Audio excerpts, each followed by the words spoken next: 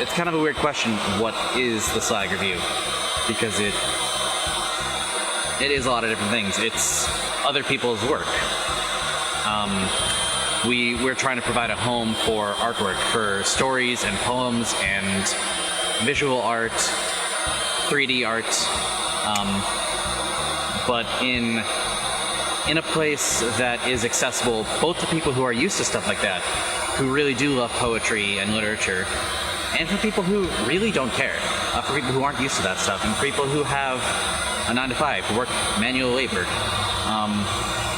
I don't want to say that the Slag review has a blue-collar aspect to it, because I think when you pigeonhole things like that, you lose something. But I wanted it, and we wanted it,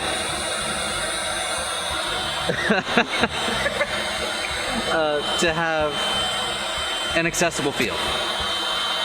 What made us want to do this? It was really, I worked on a literary magazine at UConn, and I did a semester with them, and got to the end of it. They're like, okay, you're graduating now, see ya. I was like, wait, but I still want to do this. And that's actually where I met the other co-founder. So she and I were basically both the same, like, what if we could keep making something like this?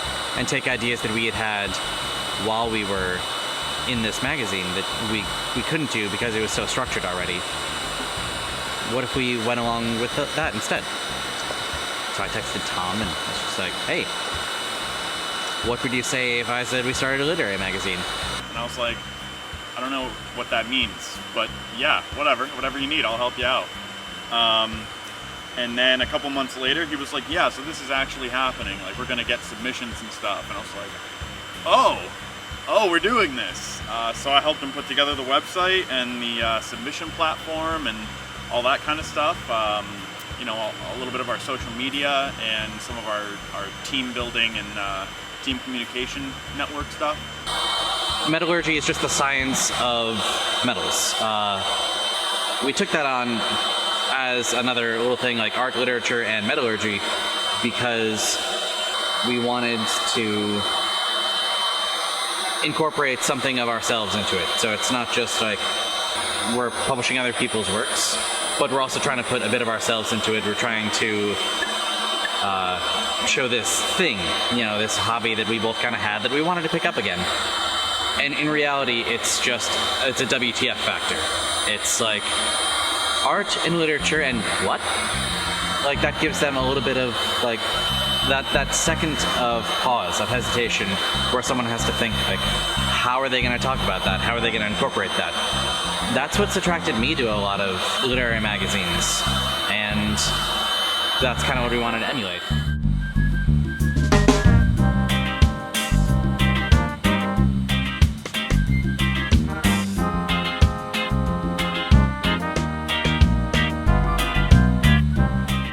I've always really been fascinated with. You know, I used to put glass bottles and cans and things like that into fires and just see how hot I could get them, see if I could get them to melt. Burned off my eyelashes several times trying to get really close to blow into a fire. So that was fun. It was a good time. Yeah, a couple years ago, I kind of had the materials lying around to make a really primitive little melting setup. So I did, and I melted a tiny little bit of aluminum, and it was really exciting, and just kind of snowballed from there. So we've got the forge over there, basically just a steel pail with a pipe elbow going up into it. There's some insulation and stuff holding all of that in place and keeping it from burning the ground underneath it. Fill it up with charcoal, a little bit of oil, light it on fire, and put the fan into it. And then the airflow makes the charcoal burn really hot. You put a steel can in, you throw a bunch of beer cans and soda cans into it, melt them down, and then you dump them into sand and clay mold. And then get that.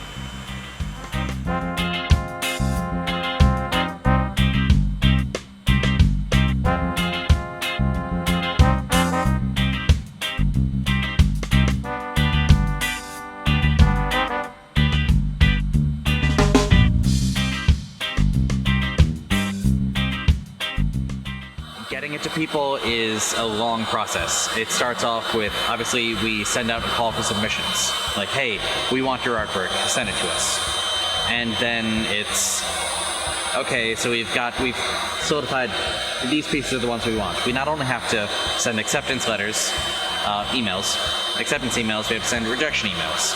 And that's one of the harder things, is rejecting someone, saying, this isn't good enough yet. Or, I think you need to work on your own voice. I think that, like, please send us something later, but right now you're not ready. And that's what we try to do. I was actually really inspired by learning about editors and who had taken that time to send back very helpful letters to people saying, and working with them, because we're all in this together. There's no artist who just locks himself in a room and writes a novel and just comes out. I mean, maybe Stephen King. But most people, they have to go through a very long process. And we shape each other as artists. We come into conflict with other people, and where we meet, that's what defines us.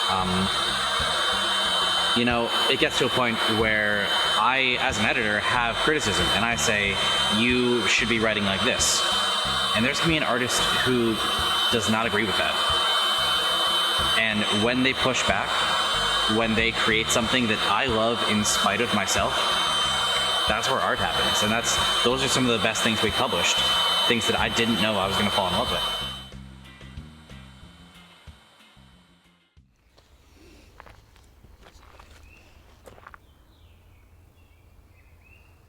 Lead men, our dusk bodies coated in soot, slow-footed, scorched.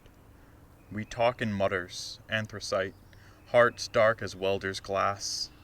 Yet we pause at the furnace, the glowing bowl of molten heart, look down, owl-eyed, spark-filled and dazzled.